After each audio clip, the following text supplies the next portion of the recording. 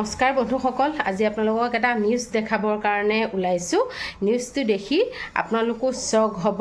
কৃষ্ণগুৰুৰ নামত কেনেকুৱা ঢংগী বাবা ওলাইছে আৰু মানুহৰ পৰা টকা লুটি নিজে বিলাসী জীৱন যাপন কৰিছে। এতিয়া আহকচোন বাৰু, মই বেছি কৈ নাথাকোঁ, আপোনালোকে নিউজটো চালে সকলোখিনি গম পাব। আৰু যিমান পাৰে এই ভিডিঅ'টো আপোনালোকে শ্বেয়াৰ কৰিব যাতে বেলেগেও এই ভিডিঅ'টো পায় আৰু ভিডিঅ'টো চাই যাতে তেখেতলোকেও অকণমান সাহস পায় যে কৃষ্ণগুৰুৰ নামত কি হৈ আছে। এতিয়া আহকচোন আমি নিউজটো চাই লওঁ। কলিযুগতে অৱতাৰ ল'লে পৰম ব্ৰহ্মৰ অংশই। কলিযুগতে হ'ল কল্কি অৱতাৰ। ধৰ্মৰ আৱেগ দেখুৱাই লাখ লাখ মানুহক লুণ্ঠন। এইজনা স্বয়ম্ভু ধৰ্মগুৰুৰ ভৰি চুই সেৱা কৰিবলৈ ভক্তই দিব লাগে টকা।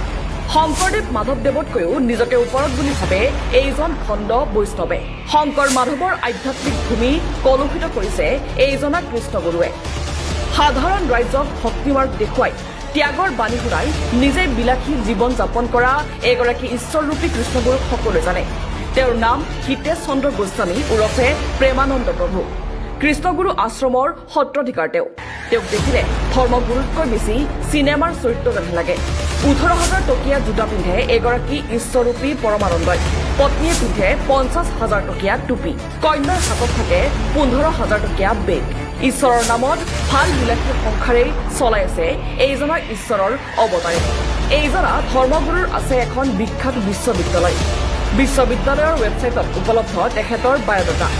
কৃষ্ণগুৰু আধ্যাত্মিক বিশ্ববিদ্যালয়ৰ স্বত্বাধিকাৰ কিন্তু তেওঁৰ বিষয়ে কি লিখা আছে বিশ্ববিদ্যালয়খনৰ ৱেবছাইটত? তেওঁ হেনো অংশ পৰম ব্ৰহ্মৰ।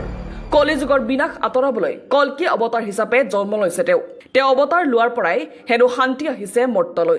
প্ৰাক্তন ACS বিষয়া পুনম গগৈয়ে উদঙাই দিছে এই তথ্য।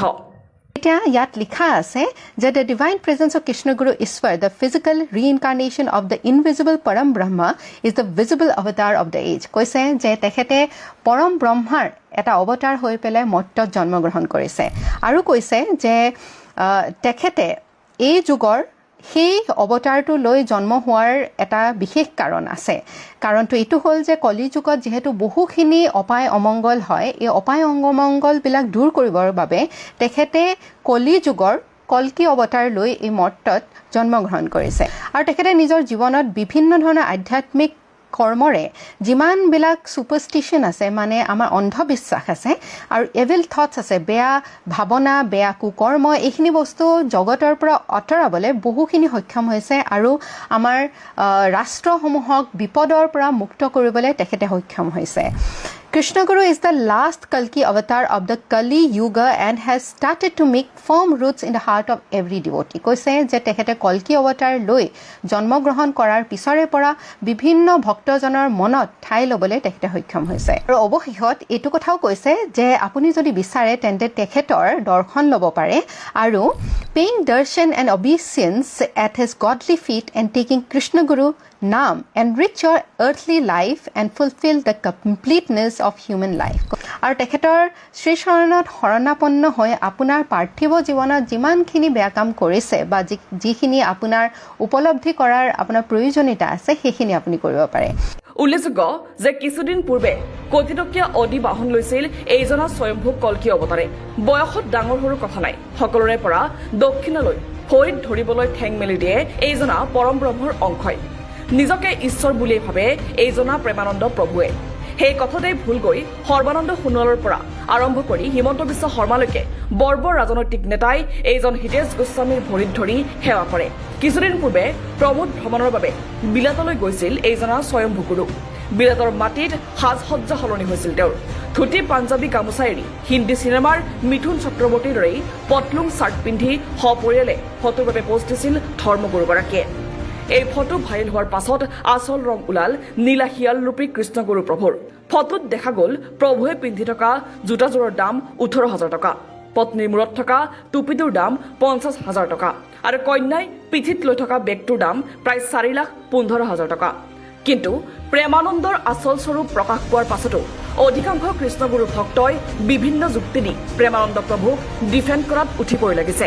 উৎকট গৰমত এয়াৰপৰ্টৰ বাহিৰত ৰৈ স্বয়ম্ভু গুৰুজনাক আদৰি AC গাড়ীত বিদায় দিছে। কিন্তু আনফালে মূৰে কপালে হাত দিছে অন্ধভক্তি বিশ্বাস নকৰা অধিকাংশ জনতাই আনক মায়ামোহ এৰি ভক্তি মাৰ্গত প্ৰৱেশৰ জ্ঞান দিয়া এগৰাকী ব্যৱসায়িক ধৰ্মগুৰুক এতিয়া সামাজিক মাধ্যমত লেইলেই চেই চেই কৰিছে সচেতন মহলে